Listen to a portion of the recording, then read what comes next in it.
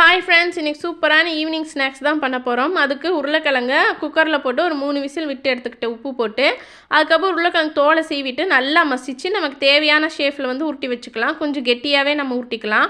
அதுக்கப்புறம் 3 ப்ரெட் எடுத்திருக்கேன். 3 ப்ரெட்டை வந்து கட் பண்ணி மிக்சியில் போட்டு ப்ரெட் க்ரம்ஸ் பண்ணிட்டேன். அதுக்கப்புறம் ஒரு பவுலில் அரிசி மாவு, மைதா மாவு, உப்பு, அதுக்கப்புறம் பெப்பர் மட்டும் கலந்து வச்சுக்கிட்டேன்.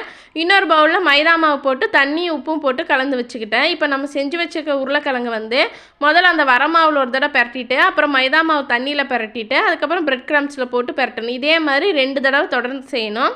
அதுக்கப்புறம் ஒரு கடாயில் எண்ணெய் ஊற்றி எண்ணெய் காஞ்சதும் நாம் இப்போ செஞ்சு வச்சுருக்க உருளைக்கிழங்கு எல்லாத்தையுமே நல்லா கோல்டன் ப்ரௌன் வர முடிக்கும் பொரித்து எடுத்துக்கணும். நல்ல கோல்டன் ப்ரௌன் வந்ததுக்கப்புறம் நமக்கு ஸ்நாக்ஸ் வந்து ரெடி ஆகிடுச்சு.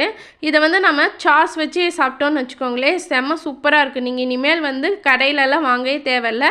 ஒரு 15 to 20 மினிட்ஸில் நம்ம வீட்டிலேயே செஞ்சுக்கலாம். ட்ரை பண்ணி